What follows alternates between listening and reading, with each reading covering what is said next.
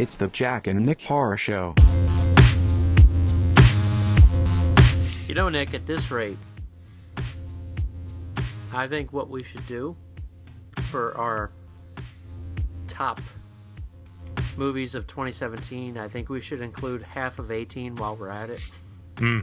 True. We're almost up to June. Yes. In fact, look forward to our next show, probably in June. Well, welcome to the Jack and Nick Horror Show. I'm Jack. I'm Nick. Today, you're going to get our New Year... It's hilarious. Episode. Yeah, in March. In March. Hey, we got to do it sooner or later. We still like doing this stuff. It's just we can't get together. We can't get our schedules together. Now our schedules run in exact opposite, and we have to wait until one of us is on vacation in order to record. So, sorry, people. And when one of us is on vacation, the absolute worst happens. Oh, yeah. Every time. So, the last time we recorded, I was on vacation, and I nearly jumped out of a window. Right. Of a plane. And then in like the 4 literal months ago that I just looked at the date. It was literally 4 months ago today that we recorded like 2 episodes because we were like, we got to get a few of them out there for the kids. And like 4 months, it's been like every family member's been to the hospital or sick. And, you've had floods. I had no power and had to stay at a hotel. Oh, it's fun. And then today, it snowed 1.5 feet outside, and I'm literally broadcasting in the dark, except it doesn't even make sense because it's like, okay, half the lights in the house don't work, but the computer still works, and we don't know why. And the electric company can't come out till, like, next week. And there's a new Skype update, and now Nick's seeing me like an icon. Right. The first half hour of every podcast is us messing with Skype. That's true. Every time. It's like, what the hell happened now? Where'd your mic go? Where's the mic options? How come this changed? I didn't save this. Every time. So here we are. But we'd like to talk about horror movies. And just so you know, we do talk. And you guys don't get to hear us. Like, we'll call each other on the phone. But we try very hard to dance around the movies that we've seen and like not discuss them because we really want to talk about them on the show. So this is going to be like opening the floodgates and we're just going to talk about all sorts of stupid movies. Well, maybe this time, maybe in the June episode, who knows? So, are you ready to rank? Yes, I love ranking movies. Top 5, bottom 1 of 2017.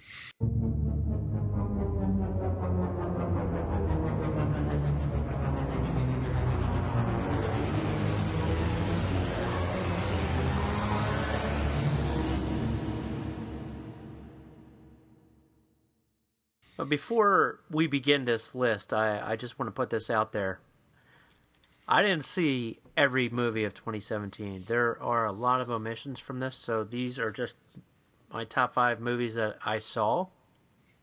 From and they had to be ones that kind of released in 2017. Right. Because, with release formats now, it's something we'll show at a festival, and then it shows on demand, and then it shows on Netflix, or something just goes direct to Netflix. Right. So we're going by shit that pretty much released in 2017, even if IMDb calls it a 2016 movie because it played one time in LA and then it didn't get released like a year and a half later, 2017 to us. Like, for instance, for me, I didn't see Autopsy of Jane Doe until 2017.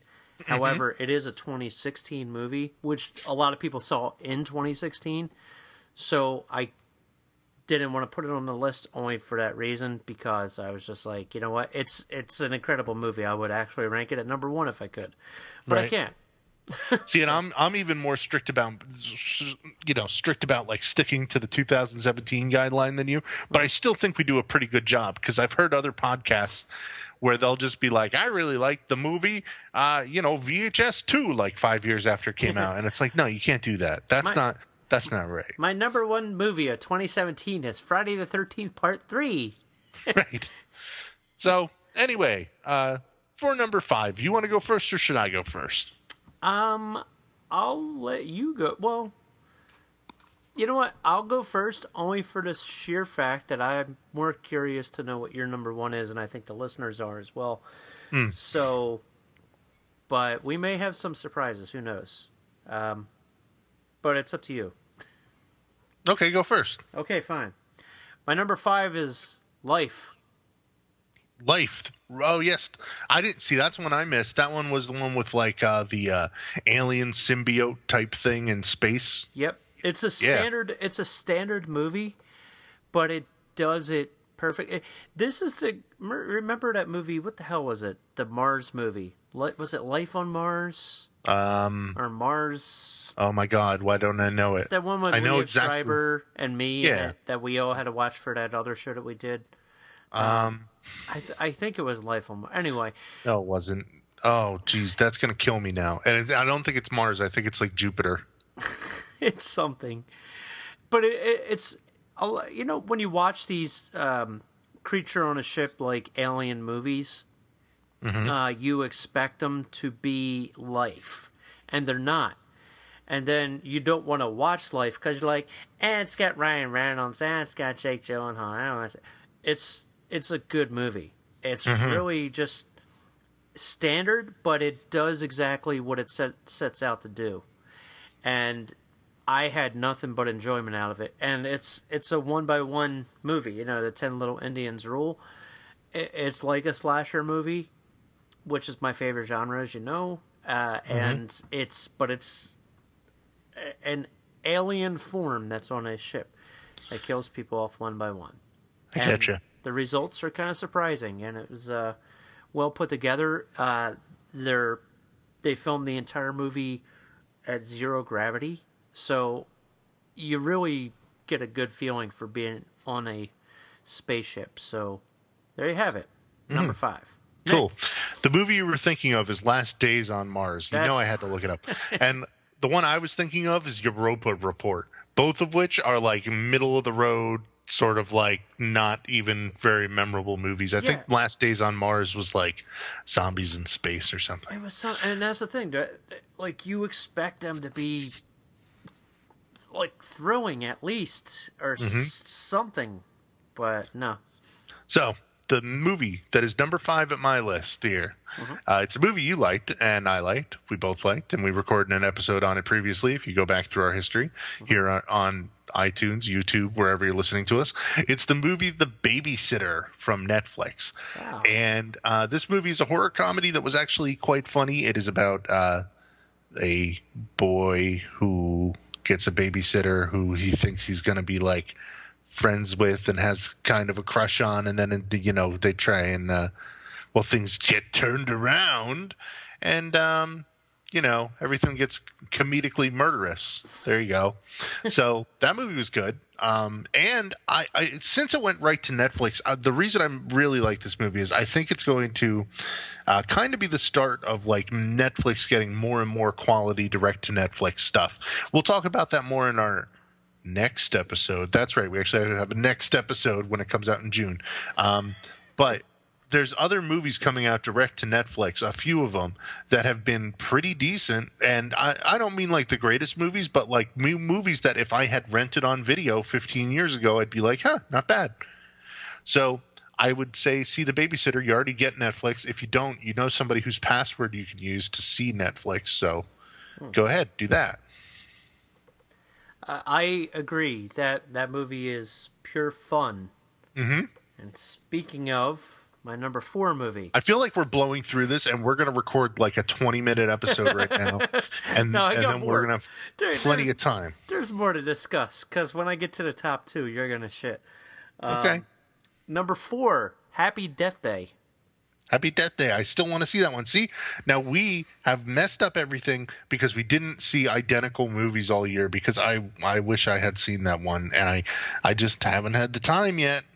Happy Death Day is, when I saw the trailer, I said, somebody else is doing the Groundhog Day. Like Supernatural has done it. There are other movies and shows that have done it. And I'm just like, okay, I get it.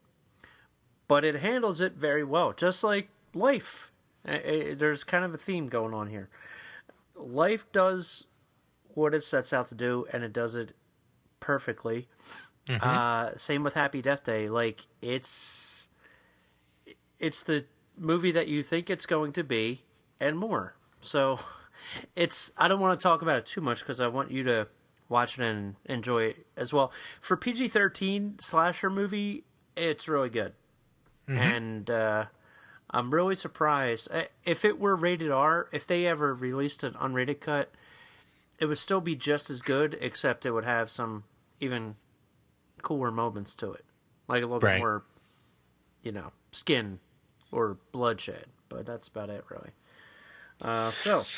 So, man, I want to see that movie, and I'm thinking about so many movies that I really want to see, but like my video game habit has spiraled out of control now that like I have a PS4 that I got for Christmas. I don't know if I mentioned that in a previous episode, probably not, but even so, I still want to get to see that movie. Now, here's a movie that I saw last year. I did not get a chance to see it in theaters. I saw it on video on demand, and it feels like 100 years ago that I saw this movie. Because it's been a long, long year. But M. Night Shyamalan's Split. I liked that movie a lot. I enjoyed the shit out of it. It did. It actually came out like January 2017. Yep. So I'm talking about a movie from 15 months ago or so.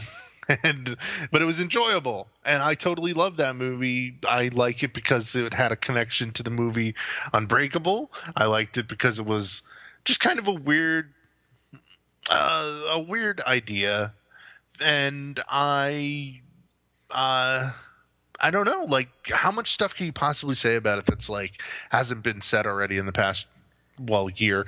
I feel like people have already forgotten it existed because it got really eclipsed by some of the other horror movies we're going to talk about, but totally a fun movie just to sit there and watch, and it's not very predictable.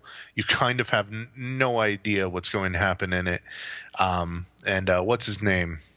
The young Professor X, the dude whose name I forget. I always call him, McAvoy. I always call him Tobey Maguire, and they go, no, not Tobey Maguire. The one who was Mr. Tumnus. That's because he was in like some... What's that? Shit, brain, work. No, the one with the wardrobe. The Lion, the Witch, and the Wardrobe movie. Which I don't know why I remember that. I think it's because one of my friends calls him Mr. Tumnus all the time because he was like a satyr in that movie. And I don't know. I can't even remember that movie. I saw it in the theaters once because I was dragged. But Split, much better movie. Is it better than X-Men First Class? No, therefore it's not McAvoy's best movie. But it's his best acting. It is some of his best acting, and he's really good at it. He really it is fun to watch him play different characters in the same movie, and technically the same character being different characters. It's just a lot of dumb fun in that one. I wouldn't take it seriously. And as you know, one of my biggest pet peeves in movies is when they just make mental illness the like most outlandish form of mental illness the big threat in the movie. And yet here I am saying I like Split, which makes me a hypocrite. You are. I am, right? Because I should be like, no, it's a horrible portrayal of mental illness on film, but I feel like it's kind of a smarter, more clever approach to things rather than like they do in so many movies where it's like you're in an abandoned mental asylum and all the ghosts are ghosts that just scream in your fucking face. It's more fun than watching that. You'll note that of all the movies on my list, none of them are like classic supernatural horror movies, Right. Like none of like the James Wan Blumhouse style, there's a haunting in the house type of thing, I can't watch those anymore and really feel the same level of excitement like at all. And I want to see them. I still put them on when they come on like HBO Go or something. I'll put on like what the hell was the last one that I tried to watch? Yeah, I don't think it was an Insidious movie. I think it was. Annabelle. Oh my god! I tried to watch Annabelle and I was just like, oh my god, you know, or The Rings 3, which was like so boring and put me to sleep. And then I woke up and I was like, I have to stop watching this. 51 minutes into the movie, I remember the times that I turn off movies these days because that's as far as I made it, and I want to be able to say that as an example later on. So, Rings 3, don't watch. Instead, watch Split. Stay away from ghost ladies. It's it's funny. I thought Split for some reason was last year, like December-ish, but I really enjoyed it. I thought it was great. It's not a top 5 for me, but it depends on what I want to watch too.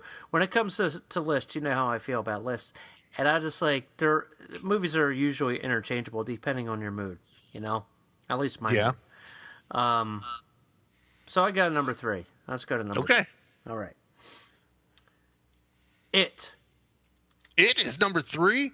See, I told you. You saw 2 more that were better than that? Yes, I did. You know, the thing about it is better than the made-for-TV movie.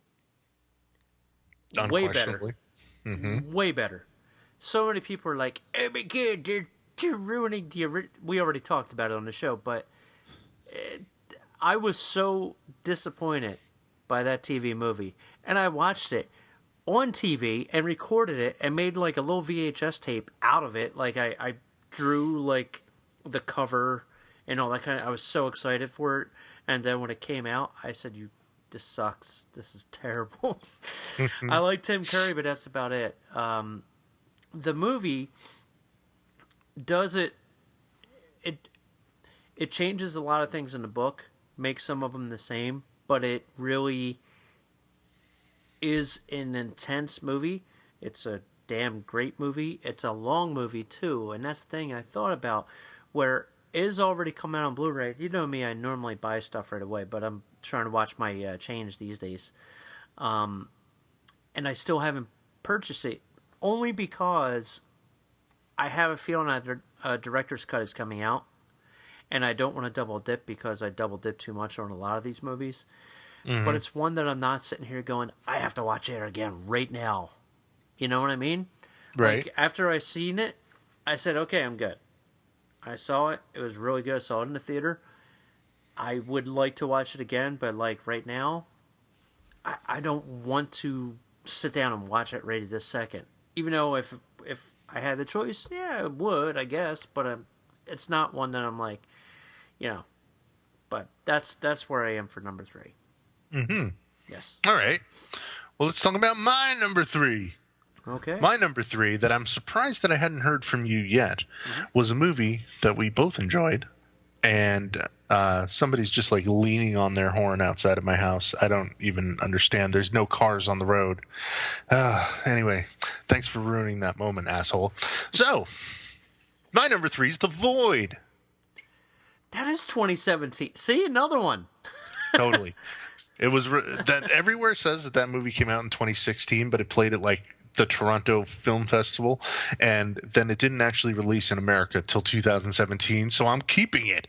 So that movie is a man. How do you even classify what The Void is? It's a movie like of Hellraiser. Lovecraftian horror, interdimensional spirit cult beings things. Well, hey, I already told you too much about the movie, I guess, but there are quite a few takeaways from The Void. There's a lot of practical effects in it that are so cool and so gory and just so gross that it literally made me never want to end up in a rural hospital.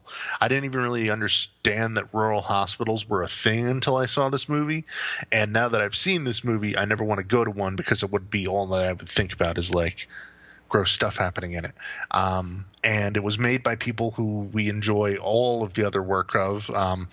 The guys, Jeremy Gillespie, and what's the other guy? Steven something? Okay, they were both in Astron 6. Yes. Astron 6, Sorry, who made the like, yeah, I don't know it either. But anyway, It's they made it's like Van Borg. it's like It's like Kostanas, Kostansky or yeah, okay, Kotansky. something like that. Yeah. But all right, the movie Manborg, Father's Day. You really like The Editor. I still haven't seen it after years and years. And W is for Wish was another one that was in the ABCs of Death. I think ABCs of Death 2 actually. But it's also a huge departure from those movies. If you've seen any of those movies, you know that they're all kind of like very funny retro throwback movies. Like they were really ahead of the curve in that trend, unfortunately for them, because that the trend that's now over where like movies would come out and kind of mimic the 1980s aesthetic, video cassette aesthetic, let's say, stuff like Kung Fury, or Which they're making into a feature now. Turbo Kid is another one. Yeah, they're making Kung Fury into its own feature film, and I feel like it's already like that wave has passed, to me at least. Mm-hmm. And they were ahead of it all, and nobody knew about Manborg or Father's Day, when those came out. And I thought that they were really those movies are like so funny and just so great. But anyway, The Void, it's a total serious movie and actually kind of unsettling in some ways and totally creepy shit. Good for any horror fan. I'd recommend that movie to almost any horror fan. Yep. I think it's actually, considering, I mean, like, if some of the other movies that came out last year didn't come out, this easily would have been my number one any of the previous 5 years that you and I have been podcasting. I think it was just a really great movie. Well, yeah, I mean, The Void, it's kind of one of those things where I contributed to it as well. But like, because it was a Kickstarter thing? Yeah, it was a Kickstarter thing. Your name too. is in the credits? Yeah. But like, it's so good that it's kind of like, it's another one, I can't remember what movie it is, but it's like, it's its own thing. It's like its own top 5 for me. So, in a sense, I mean, now that I'm thinking about it, I'm like, oh yeah, that was 2017, even though, like, anything past, well, I'll get to that in a second, but anything like, yeah, I fucking love The Void, and I love Astron 6, and it's really a shame that, like, they're hardly even doing anything anymore, because of, I guess, like, the editor kind of, like, broke them in a bit. Right. I know they haven't. I haven't heard anything that they're working on anything new or anything. But hopefully, I mean, I think that they'll still do it, right? They're still doing. They do Divorced Dad. Oh right, And, which I saw like a couple of times, but wasn't that into. Yeah, but it got pulled. One of the episodes got pulled off of YouTube, and now they're on Vimeo because YouTube has become like. Man, don't even discuss it. We're not even talking about it. Like we would have to have our own show, like a whole episode, just to discuss YouTube and what it's done to people who put stuff on YouTube, including us, for that matter. We're no longer monetized, even though we were making like a nickel a month. Speaking of YouTube, number 2. Hold on, real quick. Right. Also, I need to. I feel like we should explain this in the beginning, but like.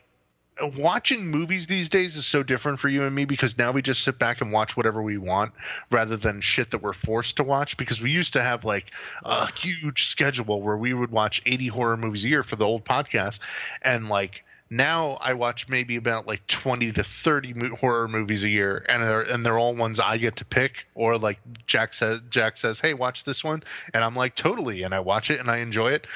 It's a totally different experience when you're allowed to turn off a movie that sucks than when you have to force yourself all the way through. So like it's harder to pick a top 5 for me because I'm like, man, there's so much shit that I saw this year that I didn't mind. Yep. It's it's tougher, you saying that makes me think about like movie critics and their terrible opinions. Like when you're forced to watch a movie, it depends on what your mood is that day. You can totally not be in the mood for a slasher movie, and you're like, oh, fuck, I gotta sit here. I'm saying like a lot during this episode. I apologize. It's cool. watching a slasher movie that you don't want to see because you're in the mood for like a nudie cutie movie or something, and instead you're watching a slasher and you're like, that movie's terrible, it has no point, it's just like all the others, but it's actually a really decent movie. You're just not in the mood for it. That's how it felt doing another show where you're constantly, like you said, you're forced to watch these movies that are, oh, another home invasion movie. Oh, gee, I wonder if everybody's going to live in this. No, they're not. Oh, okay. Right. And I feel like shit again. C minus. And what do you think of this? Well, it had rape in it. Oh, really? Uh-huh. Yeah, rape. Okay. Oh, that's another remake.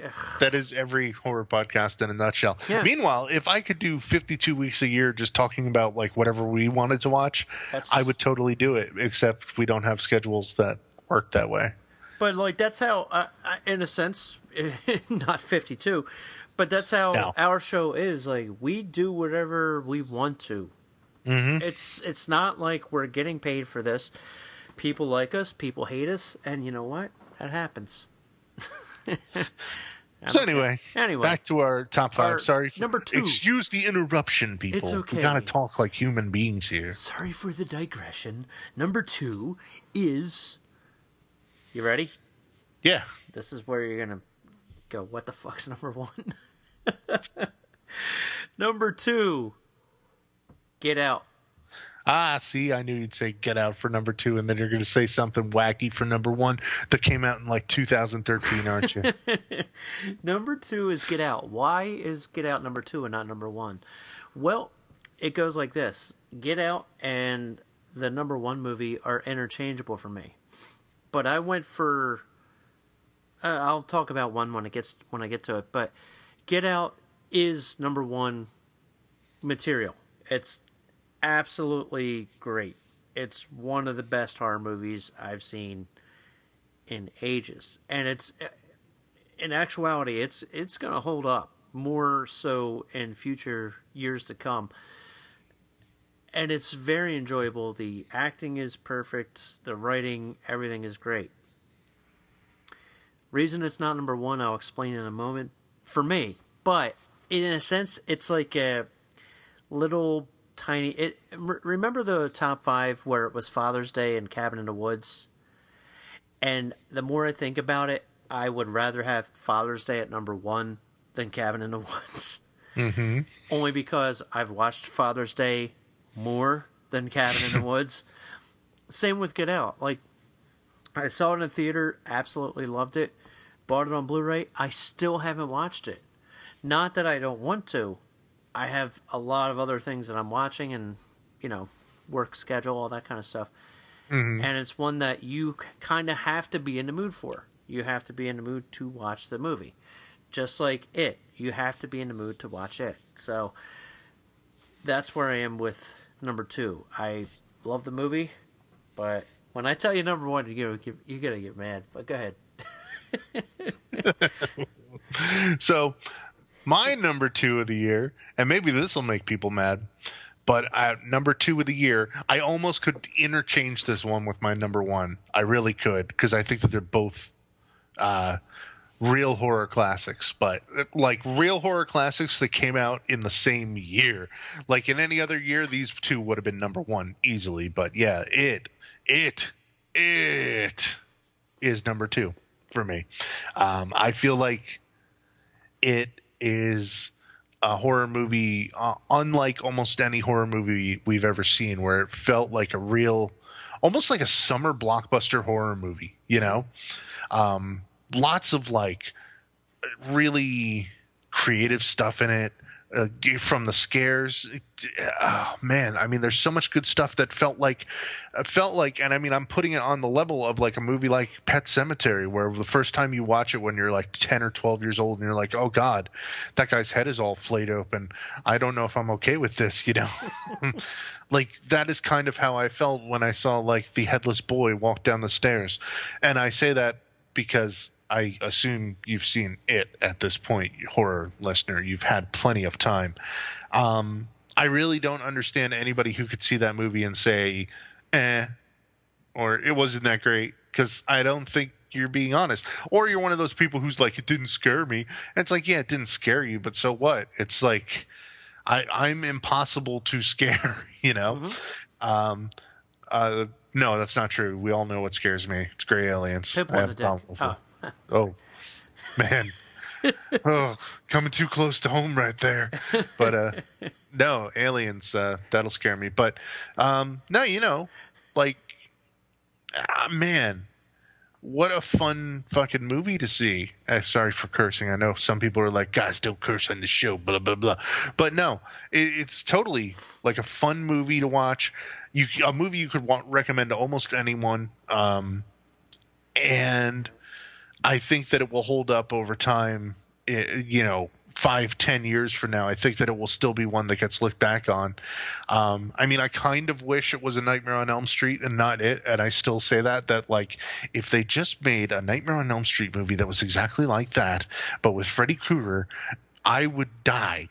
Jack would die. Yeah. We'd be like, we made it. High five, and then get our caskets and go, because that would be awesome. But whatever, it's got to be a clown. And I think that that's probably like my only complaint about it, is that like clowns aren't scary, and like I don't like that. But I'll say it's the best movie clown I've ever goddamn seen. There you have it. It makes me wish that the TV movie never existed. Yeah. Yeah, when I read the book before the movie had come out, the TV movie, I read it in high school, and it was like a couple years old at that time. And when I started to read it, one of my classmates said, "Oh, you're reading it? Oh, wait till you get to the end of it." And I'm like, "What are you talking about?" And it's the ritual thing he was talking about, which I'm sure people have heard about, and I don't want to spoil it for people who haven't seen it. Reddit. Huh? You mean Reddit? Because it's not in the movie. Oh, Reddit. Sorry. Well, yeah. When I read that, I said this would make it would make a good double movie. Like you have one is the kids and one is the adults. That's how I always kind of pictured it reading the book, because it goes back and forth. When it does, I'm like, man, I mean, it's 1,000 some odd pages. It's a big thick book. Like, there's no way you can fit this into one movie, and I'm glad that they actually did it that way. Not that the TV movie didn't do that; it did the same thing. And I'm slagging on the TV movie. Some parts it got really well, but it gets worse as it progresses. I'm not going into it, but all right, number 1, no drum rolls. Last Jedi. No. Last Jedi is my number 1 movie of the year, actually. But was it actually? I fucking loved it, dude. I can't stop thinking about it. It's coming out on Blu-ray next week, and you can't get it on Amazon. I'm gonna go to the store to physically get it right away. I love the movie. I know so many people. Well, not many people. Everybody I know loved it. But anyway, we're not going into Star Wars. Here we go. Now, I'm going to preempt this a little bit. My number 1 movie, after I watched it, you might know what I'm talking about when I say this. After I watched it, I said, I want to watch this movie again. My girlfriend had come home about a day or so later. She was working far away. And I said, we got to watch this movie. And we watched it. I watched it twice in the same week. And I haven't done that with any other movie on this list. And as a matter of fact, I don't want to watch it right now. And you know what movie that is, Nick? What's that? It's the movie that I wish that the director made all the horror movies of this year. McGee's The Babysitter. I did not expect that. I loved it so fucking much. I wish that they would release it on Blu-ray. I know it's on Netflix, but I'm a physical media connoisseur. Yeah, collector. And look, Samara Weaving is perfect in it. The kid is perfect in it. The cast, even that that Bella Thorne chick. They're all good, and it's gory. It's funny. It's like It is funny. It's like a slasher movie. It's like a Edgar Wright movie. It's got great music. It's got funny shit that happens in it. Characters that you loathe that you kind of like because they're really cool. You know, when you have, I'm not going to spoil it necessarily, but when you have a character that is trying to kill somebody and then feels bad and tries to coach them to be a cool person before killing them, to let them go out on like a good way. It's cool. It's a cool movie. I would watch this movie on repeat if I could, because I never had so much fun watching a horror movie this year.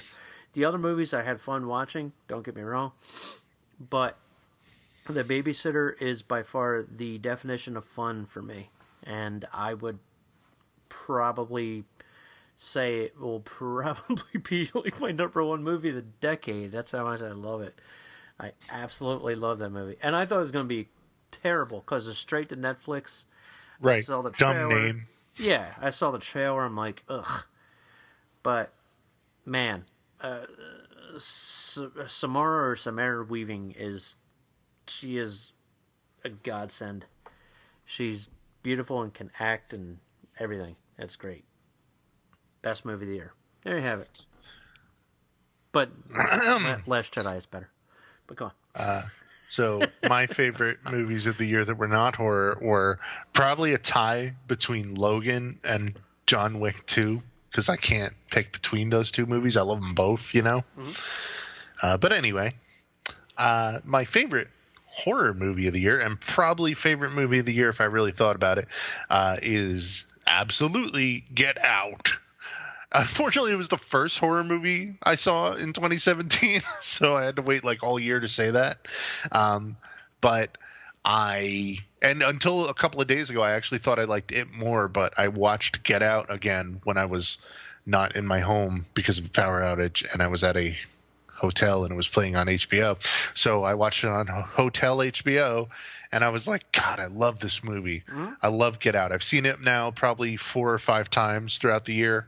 And I just think it's a brilliant movie. I think it's a brilliant movie because it's like, we're talking about like a movie that is not following almost any sort of horror trope at all.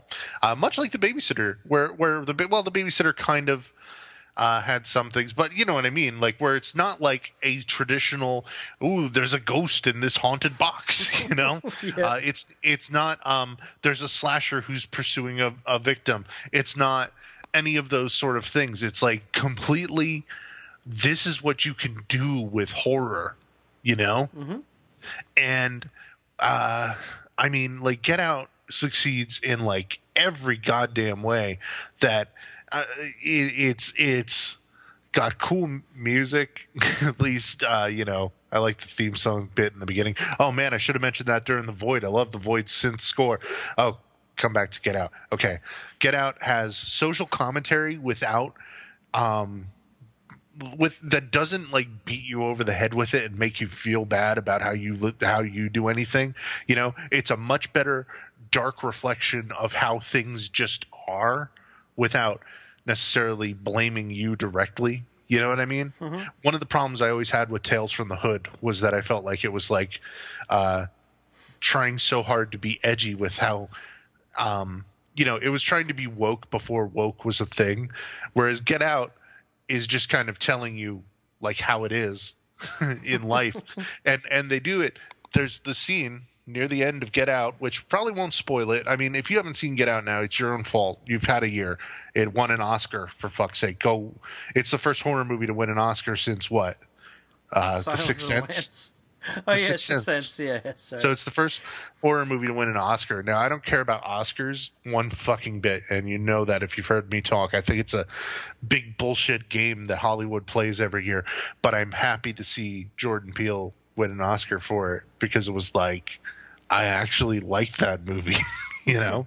And it is a complete, just original, brilliant movie. But I was trying to say, there's a part near the end that will show you exactly how racism exists in an undeniable way, when you think that the protagonist is going to go to jail because that's like the system of power right in front of you in the movie, and you're not even thinking about what's going to happen next. And what happens next is fucking brilliant. The movie's funny, it's intense, and it's clever, and it's just fucking wonderful. It will absolutely be on my top 10 of the decade when we make it to the end of the day. You don't understand how excited I am for the top 10 of the decade. I have been talking about the top 10 of the decade since 2011 when we first started podcasting. I was like, we're going to do top 5 every year. And then in 2019, we're going to do a top 10. And now we have one more year to get through, a year and whatever this is, a year and 3/4. And once we make it through all this, we're going to do a huge best of the decade motherfucking list. But we are not that close yet. So Get Out will be on there. Get Out is number 1 for 2017 for me. It's pretty great. I love it. And I recommend it to anyone who likes horror movies. But yes, those are our favorites. Now we have to go back all the way from the heights of Get Out and whatever the hell you said, The Babysitter, to the absolute shit, the toilet flush worst of 2017. And I guess I'll go first if you don't mind, just because you went first with the other. Yeah, have at it. Now I've got 3 things listed. I'm not doing. I don't like honorable mentions, especially for something that sucks. But I've got 3 movies that I was really wrestling with. Which one was the worst, and why? So I'm going to read them off in the order that I think that they appropriately go. Okay. Mm-hmm.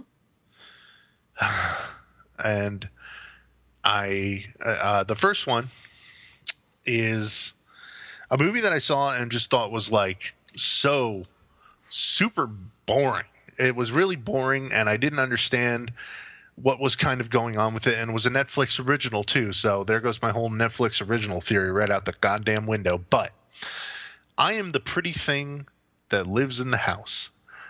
I thought it was super boring, right? Mm-hmm. And it's directed by Oz Perkins, who's Anthony Perkins' son. Mm-hmm. And I really didn't enjoy watching it at all. But the reason I can't call it my bottom of the year is because at the end of the movie, there is finally something that happens. Finally, a scare happens out of nowhere, and then the movie kind of ends. And I was like, oh, shit, I just didn't get this movie until right now. Like, I didn't get it till the end that, like, they were basically making, like, a 50s or 60s Gothic movie in modern times, you know? Uh-huh. And did you see this movie? No, I saw his other one that has been The Black Coat's Daughter. Yeah, which has been waiting to come out for 3 years, and I love that. Yeah. But it didn't come out. It came out this year, but it's another one where I'm like, I fucking give up. I don't know if it's 2017. People had it on their 2015 list, you know. I'd like to see that one still. I really would like to see that one. But this one was just like particularly boring. And the reason I couldn't actually say that it's like a shitty movie is because it's like it's my own fault. I just kind of didn't get it. Like, it's more like I'm saying that movie's not for me, not that it was like poorly made, you know? Mm-hmm. So anyway, put that one on the side.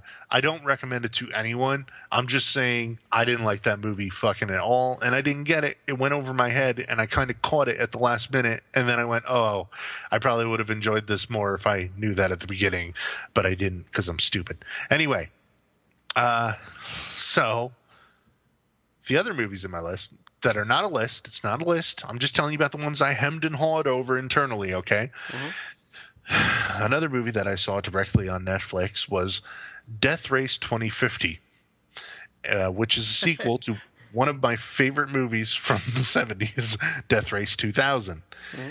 And it is just – now, the first one's garbage, and I say that lovingly. But the second one is also garbage, but in a really boring way. And I was just so upset with it because I was like, man, you really could have made this like a fun, silly movie, or you could have just not made it. Like, there's no reason to have a new Death Race movie that's a sequel to the original, not even a sequel to the Jason Statham ones. Which, yeah, those movies are connected. It's you didn't know. I know you didn't know, and you just heard this for the first time, but go and look on IMDb, and you'll learn all about it, kids. I know I'm 150 years old. But anyway, Death Race 2050, total boring bullshit movie that doesn't even need to exist, and I don't understand why, because it's like, why go back and just remake like random shit that Roger Corman was attached to at some point? You know what I mean? Right. So anyway, those two, the reason I can't really count that one, not really a horror movie, you know? Like the 1970s one, I would almost call more of. I wouldn't even call that one really a horror movie. I'd kind of call it a horror movie just because it's so ridiculously bloody for the time. But it's really just more of an exploitation movie, you know? That's so much fun. It is. I like that movie more than I ever should. Dude, when I first watched it, I was just in awe. It's wonderful. Right. I saw that movie when I was a teenager, and in case you don't know the concept of the original, it's this post-apocalyptic dystopian America, kind of like where we live in now. But President Pope, because that's what runs America, is like decides to have a cross-country race where the people in the race get points for murdering people along the way by like running them down. They get all sorts of points and stuff. Mm-hmm. And it's like ridiculous. It's ridiculous. That's a ridiculous concept. But when you're 14 and you hear this concept, you love it. And I loved it. So it was all my video game fantasies come to life in a 1960s or 1976 just crazy exploitation movie. Anyway, so the movie that I hated the most this year, is the movie XX. And granted, it's not like I said, it's one that, all right, the movie XX is an anthology movie, and it had been a huge deal for years that it was coming out, that it was this anthology movie where it was made by all women, right? Mm-hmm. So it's going to be something special. And the movie that, like, it's 4 stories, right? I mean, yeah, I wish I could just single out the stories and say that this short film was the worst one I saw this year, that like pulls it down so far that I just can't even stand it. But it was just so boring and so not even horror, dude. Not even horror. Like dark comedies. There's a difference between a dark comedy and a horror movie, you know? Mm-hmm. And I feel like people I don't know. It's not like, oh, just because a woman made it, I'm going to make it my worst movie of the year. No, I really thought that this movie sucked. It was really just like boring garbage that you could make when you have an anthology movie and you can make anything, and then you go and make that. Mm-hmm. And I really I have no patience for anthology movies that like if some of the stories suck, the whole thing sucks to me. Sometimes I couldn't make it through it. Yeah, I just gave up. Yeah, and that I gave up the first time I watched it, and then I went back and I was like, I'll finish it, and it was the worst. That's a recurring theme with my number 1 worst movie. Your bottom one, yes. Yeah. So my bottom one is XX. And even though I'm saying that that's my bottom one for this year, if I had finished some of the other movies that I started and then like gave up on, like maybe Rings 3 was actually the worst movie I saw this year, but I didn't complete it. You know what I mean? Right. And there are a few others that I started watching and was like, no, this movie's total bullshit. I got to turn it off. But this one was the worst one that I watched all the way through and was just like, and maybe back when I was doing 80 movies a year, this movie would have been, like let's say a D instead of the worst. There would have been far worse movies I would have seen on top of that. But this movie was just particularly like skip it. It's one of the things that's always plagued movies, but I think it plagues the idea of what I'm about to say, it plagues movies more so now than it used to, where they're all about concept rather than execution. Where Do it's you like, mean do you mean like external subtext? yeah, like in a sense, yeah, it's a whole bunch of things. As it goes, what if instead of VHS, where it was all guys, we make a movie that stresses it's all about women? Right. And then they're like, oh my god, yes, that's great. Fuck the guys. And then that's the whole idea of the movie is we're going to make horror movies, shorts, anthology movie that's all directed by women. And I understand VHS, VHS2, they didn't specify this is directed solely by men, and I understand men are usually directors. I get it, and it's terrible. I understand women do have good voices. I'm with you. But when your concept and point of your entire movie is stressing the idea that it's all women directing, you better make a good fucking movie to make the women look good. You know? Right. I mean, I it's- know the Soskas were at one point Dude, there attached to was this movie. so many dropouts. They just gave up. Right. Because And maybe there was some sort of creative issue, and then that's what led to this happening. I wouldn't doubt it. It's funny. I think it might have been Shockwaves or something. They were interviewing Jackie Kong, who she directed Blood Diner, and they were asking about that, and she goes, "No, I'm not even talking about that." And they're like, "What?" And not necessarily that she was part of it. She goes, "No, I don't care about movies like that because I'm not into somebody throwing me a bone. Like, I'd rather direct an actual movie than hey, here's this idea." And that's the thing. Like, you know, I know I'm going off on a tangent. We usually do. Who gives a fuck?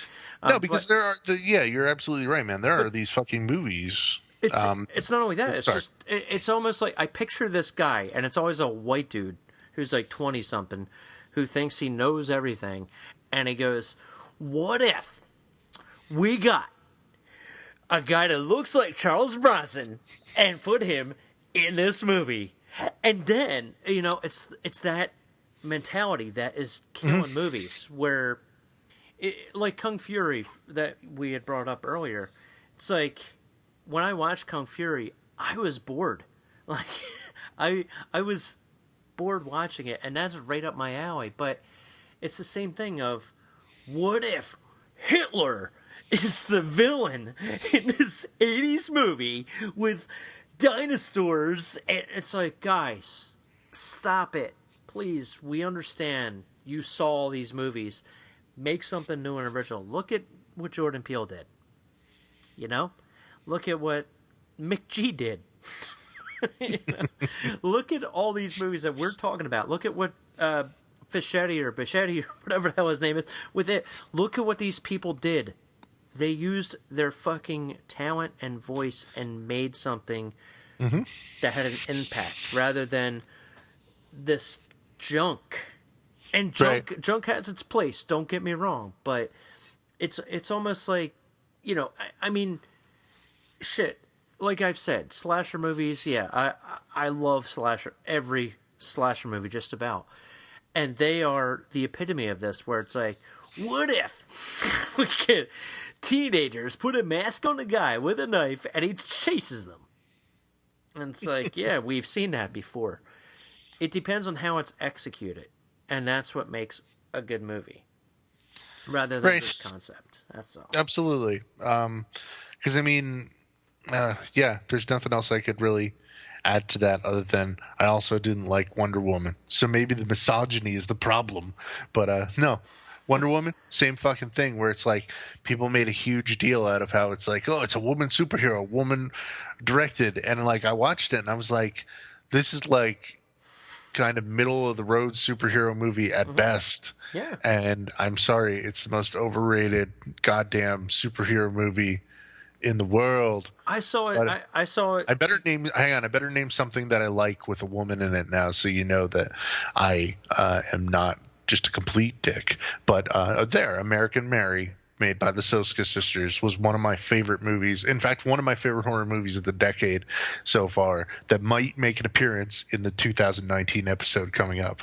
Yep. Which might be our next episode.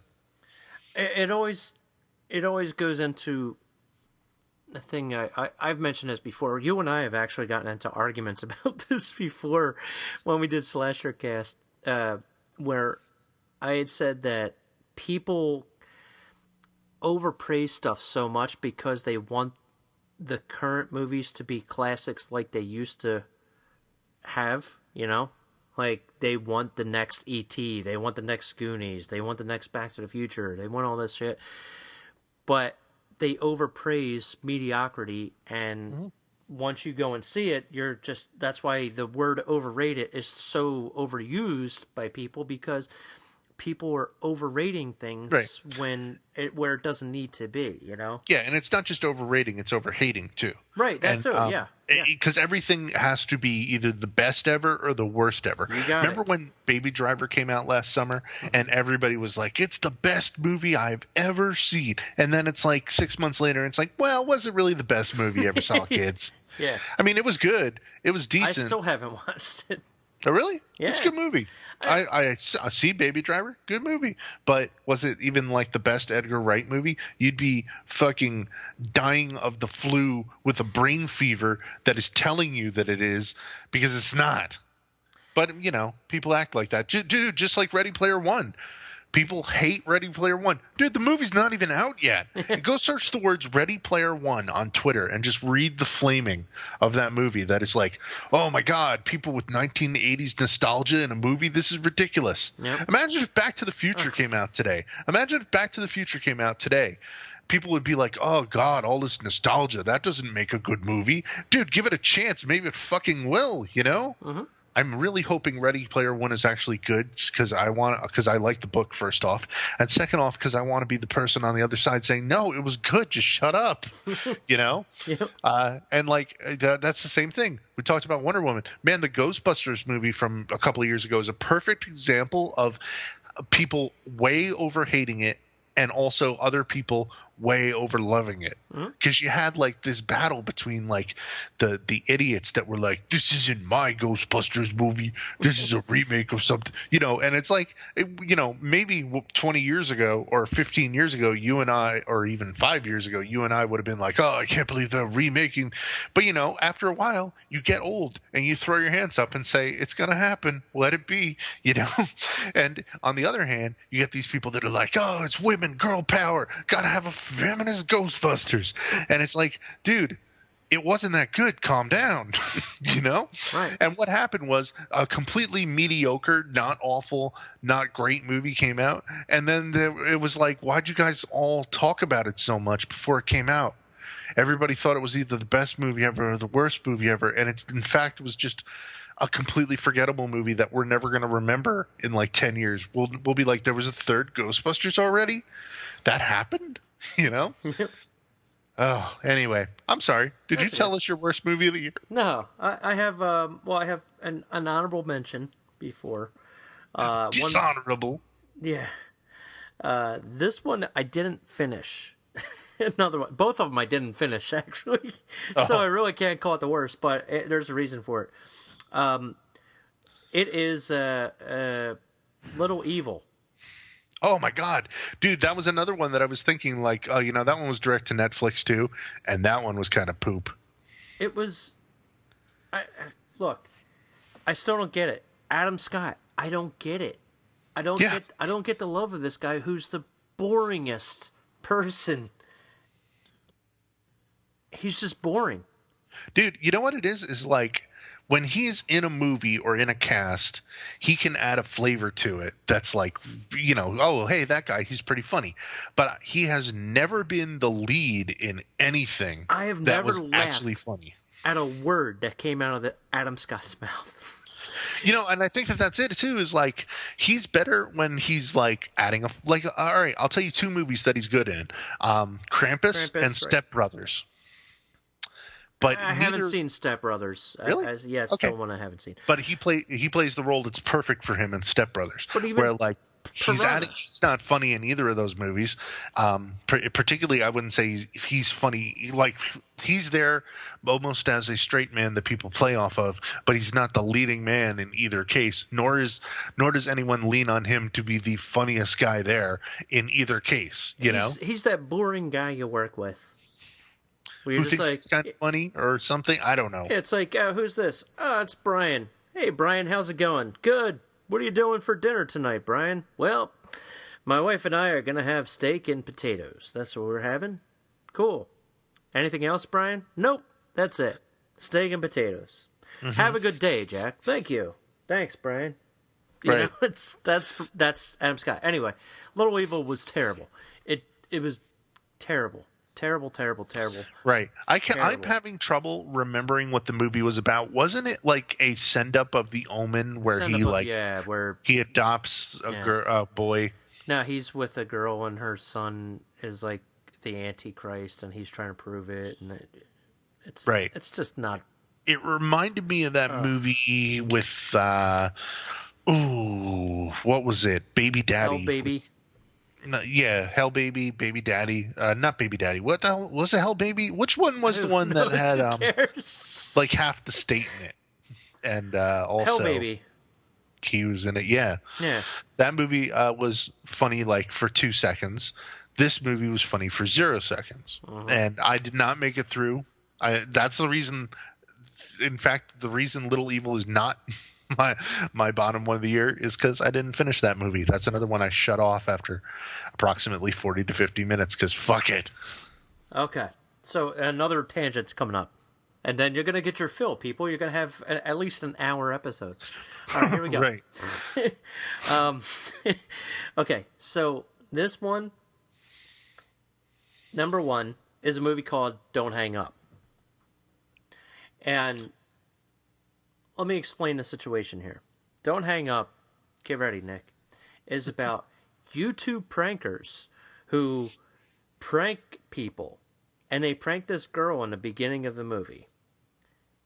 And then the credits roll, and it shows you all the pranks that they've created, and all these guys being complete jerks to people and just like laughing and acting like the guys in Jackass. The guys in Jackass, I think, are probably the dumbest but yet funniest people in the world. I actually laugh every time I watch Jackass. I love those guys. But these guys are like trying to be like those without any talent at all and just being That's complete modern D-bags. YouTube. Yeah. I mean, here, to drop a modern reference for you that I barely know anything about because I am also an old man, it's like the Logan Pauls of the YouTube. like Just that. agree with that. Yeah, There you go. There you have it. See, we sound cool if we throw in topical references. Oh yeah, of course. I have no idea. Yeah. Well, then the movie begins, and it's two bros, man, two bros hanging out at their house, man, and the one bro's girlfriend's like working, she's like delivering pizzas and stuff, man, and then like somebody calls them, dude, and starts playing a prank on them, man, and then it turns into a horror movie with the person playing the prank on them, and you're like, oh, this is going to be a prank, but that's not the case. So one of the biggest movie sucks. I gave up about an hour in. Why an hour, you might ask? I wanted to see bad things happen to these people, but I didn't care, and that's what my tangent is about in a second. But it was just, I have no cares about these people in this movie. So it sucked. It's absolutely terrible. People have seen it and they like it and they like how it ends and all that, but it sucks. So there you have it. All right. All right. The thing I want to point out is this happens a lot with horror movies, and other people have brought this up, but I think we have too. But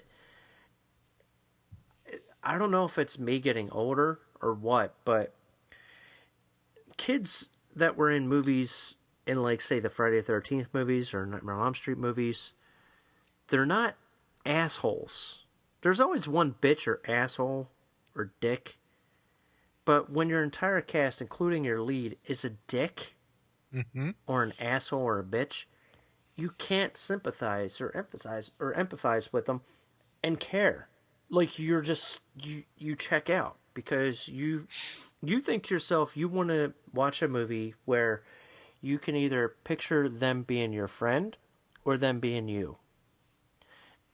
When you have people that are just constantly throwing out, "Hey motherfucker," and "Hey bro dude, yo, you want to suck my dick? Yeah, I'll put my balls in your mom's mouth." Oh, garble garble. It's like Stifler, but not funny. People, the kind that just are, you just want to choke them. And people are like, "Well, we watch horror movies to see the assholes get killed." No, you want to see, at least me, but I'm pretty sure a lot of people watch horror movies to be quote unquote scared, where you don't want the lead character to die. You don't want their friends to die. And then when people die, you're like, ah, shit, I kind of like that person. Mm-hmm. And I can recall having this conversation starting in about 2013-ish or 14, whenever that Texas Chainsaw 3D movie came out, and it was like just such a terrible, not just the people who played it, but the characters in the movie, the cast. It was just horrible. So terrible. And like, I remember us talking at the time, like, what the hell? Why do people mistakenly believe that we don't want to root for the people too? You want to root for both sides, both the killer and the victims. It's what makes a fucking horror movie good. Is like when going back to the original formula of Halloween, you do like Laurie Strode and Michael Myers. You like it so much that 40 years later, it's going to still be in the goddamn movie for some reason. And you like her friends.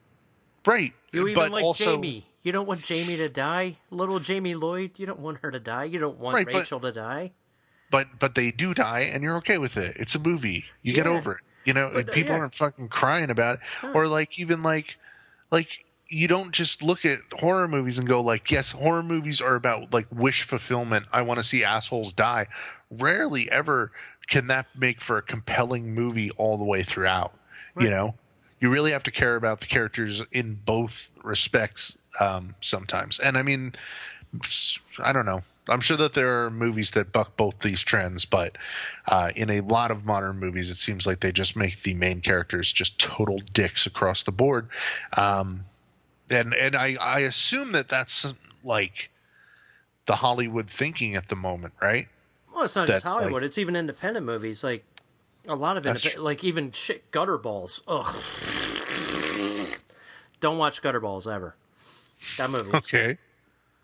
Oh man, that movie is the epitome of everything I can't stand. It's almost like what is it, Donkey Punch? That one was terrible too, but that was rough. But like, when your characters are just all complete jerk-offs and just complete D-bags and bitches, okay, here's an example. I was going to mention this on the next episode we do in June, but there's a movie called Evil Night that I heard about. It was made in 1992 with like a VHS camcorder, and it's typical slasher movie where a group of kids at high school play a prank on a guy. He dies, but comes back to life and kills them all. Mm-hmm. But it has a different type of ending. I'm not going to ruin it if you ever want to watch it. It's pretty shitty. It's really, really bad. And the editing is like, okay, and we did that scene. We'll hit stop on the recorder, and we'll hit record for the next scene. It's one of those. So somebody decided, hey, let's remake Evil Night and make it cheap in 2013 or 2015. Nick... The entire cast. What the hell was that? Do you have a lizard? No, I couldn't mute quick enough. It was my wife sneezing in the background. Real funny. She did sound like a lizard. Anyway, so here's the deal. This movie stars The original one has like maybe about 10 people that are the original people that he kills. This one has 4 girls, all on the chunky side, all with tattoos. All of them are bitches. Then they have 2 guys, one neck beard with tattoos, and his skinny friend. And the girls, you see, there are 2 that are lesbians, and you know this because the one girl can't stop playing with the other one's tit as they're talking amongst friends, because that's all lesbians do, is just feel each other up in front of people all the time. Yeah. And they all talk with, what is it? Where they're like, fucking motherfucker, you're such a fucking asshole, motherfucker. Fuck you. Ugh. You know, they're all the kind of people that you can't stand. And I'm like, watching it going, this is... You watch the 2 movies side by side. Yeah, the original movie is terrible. But there's charm to it, not because of age, but because they were trying to make something with no budget. And the actual kills in it are really, really good. The kills in this one are cut away, throw blood. Or, here's a knife, oh, let me put blood on my chest. It's really bad. It's like watching SNL when somebody gets shot. And there's no squib, you know? Right. That kind of thing. It's really, really bad. But I was watching the 2 of these movies side by side, like one right after the other, and I'm like, my God, this is why people hate horror movies that come out now. When you do shit like that. So, I don't know. Do you agree or disagree? You mean, do I agree or disagree that it's just the cast or the characters aren't funny, or I don't know if it's the human beings that they hire to be in these movies or ask to volunteer to be in these movies, because they're just not, they don't seem like they're actors. They just seem like they're there because they just want to make a movie, but they don't care about the idea of how to make a movie or to make something somewhat compelling, even remotely. I think it's definitely a big part of it. But I think in general they don't make good characters, and just the same way that they don't make good monsters, you know. Yeah. And I'm not saying, and when I say they, I don't mean every single movie, but I mean like a lot of the movies that kind of just get pooped out left and right. They don't make like, you know, I always complain about the idea of tell about your monster, but don't show, tell, you know, like don't show your monster. No, fuck you. Show me the monster and make it so horrifying that I don't want to go to sleep at night. Right. You know, like, I mean, like, there are times when you can give something the Jaws treatment of not showing your monster. There are other times when you can't. But I mean, the same thing obviously goes for characters that, yes, you want characters to be enjoyable no matter what. Or just, you look at like It, all right? It is a perfect example of the opposite of that, where it's like the cast of kids is great, the characters, you know, and Pennywise is just a fantastic horror icon now. You look at Get Out, like we just said, and it's like Get Out is just all characters, you know, and it's not everybody's a dick. I mean, the evil people in that don't even think that they're being evil, you know, right? And the main characters, like the good guys being the protagonist and his friend from the TSA, like that's just fantastic, you know? Ah, man. Even the babysitter, again. Right, the babysitter has great characters all throughout, like good guys and bad guys, just like you said. You actually sympathize with the villain in the movie. Right. That's poor girl got shot in the boob. No.